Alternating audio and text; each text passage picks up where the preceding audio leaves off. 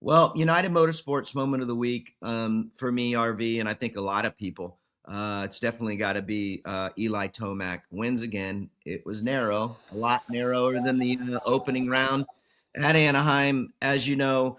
But a good fan question that someone asked um, is the original, wait, the underscore original underscore JR underscore 264. What are the odds, excuse me, if Tomac continues winning? Can he pass McGrath's win streak? And RV, from where you're sitting, were you surprised at what you saw from RV or Eli overall? And do you think that there's a chance that he could catch MC's win record? I think I saw. I think I saw he's at 55. Correct. I think he's at 55 wins now. That's right. MC 72. Um, I mean, look, you could go for a perfect season if you want to call it that, right? Is get as many wins as you can. I think what's more impressive. I mean, that's a good question. I think for this season alone, for him to go out and bridge that gap to MC. I think that's a long shot. Not to say it couldn't be done or get right within it, a couple wins within it. But I think what's more impressive for me sitting on the couch as a fan and as watching it Saturday night was I said it after Anaheim won how comfortable Eli looks on the Red Bull KTM. And watching interviews and his post race and man, I think things are gelling. I don't know if I've seen him in it. To me, it doesn't seem like he has very much pressure at all. Like when I see Yeah. him talk, when I see him, you race the motorcycle. As we all know, he's under immensely amount of pressure being in the position that he's in. But I think he's having a ton of fun while he's racing, more fun than he has in the past. And I think he's gelling so well with that motorcycle. Like you said, it was a closer finish this weekend. Hunter actually closed down that gap towards the end, and I thought he was going to potentially make a run on Eli. So that was encouraging to see from Hunter's ride. But man, I mean, I think Eli's just in a great position. If he can get there, great. I don't know if that's on his mind. It's not on my mind necessarily. I think to see him, if he can win this Supercross championship, I think that right there is I would say better than winning or making it to 72. Just Yeah. to switch teams like he did and go to a complete different manufacturer, completely different style of motorcycle, and to have the success he's had right out of the gate of these first two rounds. On two different completely tracks. Anaheim was a lot more slippery. Yep. San Diego had a bit more tacky, a little more sticky. Mhm. So the bike's working. It's working for him, and man, he looks phenomenal. Dude, he does. I think I'm with you. I would rather take the championship. You and I are cut from the same cloth on that. I mean, let's see here. So he's what, 12? Well, no, he'd be what, 17 wins away, something like that. Um, it's, I don't know. Honestly, it just depends on the field. If he gets hot and he breaks off another 5 to 7 wins this year, which is possible based upon what I've seen so far from the eye test. I do suspect that some guys are going to get better. I was having a conversation, RV, and I'm going off script here, with someone over the weekend, and it almost looked like he's mid-season form. And I wonder if other guys are going to elevate their bike setup and where they're at with how comfortable they are, and are they going to close that gap, right? And I don't know how much better that Eli can get. He looks perfect. So I'm just wondering. I'm not saying that's going to happen, but like I think other guys are going to start to challenge him a little bit more. Their bikes are going to get better. They have to, or otherwise he's going to win every race.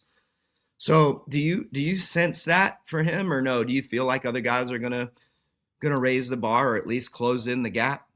Man, yeah, like you said, I think everybody should improve themselves plus their motorcycle, and we're talking little by little, and that could close that gap.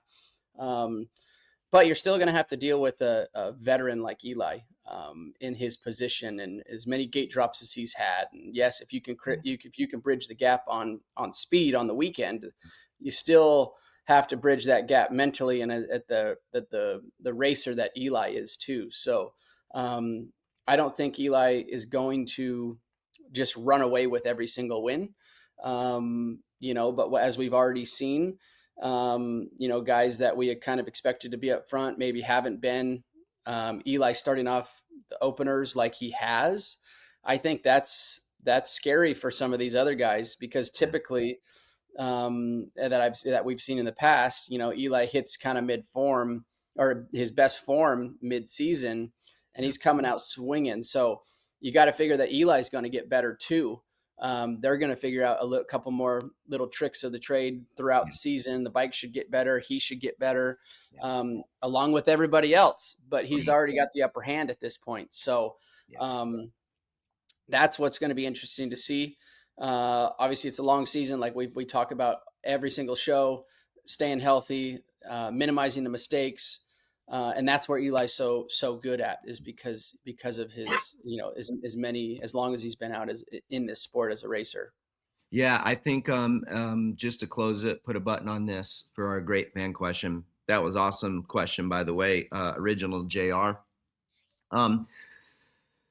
If Chase works out his bugs, he's got, I guess if you're going to bet on a man who can go the fastest that is lining up in the series right now, you'd want to put some money. It'd be a safe bet to put it on Chase for the fastest raw speed lap. And then, of course, Chet. And if those guys for Jet's instance, if he gets injured and he misses these championship series like he is, like Supercross, this is a wash. Last year was a wash. And Sexton continues to struggle, and Eli wants to race another 2 years. Those are the guys that are going to beat him by speed over and over and over if they can stay healthy. Until they can put in multiple years of being there, say like you were, RV, like I was, like MC was, Eli's going to keep winning. Especially if they're not there, who else is going to beat them, right? Yeah, and RC, my question, I look back at, like, what if the season goes, call it somewhat uneventful for Eli, and he keeps winning or wins, a handful more of races, ends up with the championship, and he looks back at the end of the season and be like, man, that was fun, and that was also fairly, call it easy. Does he race another year? Does he race another 2 years? Yeah. That's a crazy thing to think at his age. And it's not like it's old, but it's old compared to me and you, man. Oh, dude. Yeah. 100%. 100%. I mean, listen, before, and we're going to stop this, but I mean, I probably would have kept racing a few more years, but I'm like, Reedy's too good. Stu is figuring it out. He was getting better and better as far as working out his kinks. He was getting more reliable. And I'm like, I'm not willing to take that risk anymore. And he's going to just, I'm going to get out talented, and he's faster than me.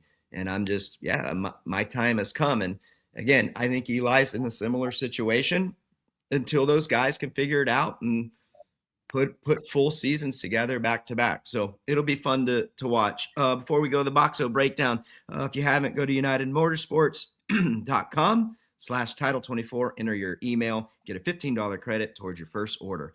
Hi folks, Lee Diffie from NBC Sports. If you enjoyed what you just watched, well, it's time to bring the action and subscribe to the Motorsports on NBC YouTube channel. You can have it all: news, highlights, interviews, and analysis. So go for it.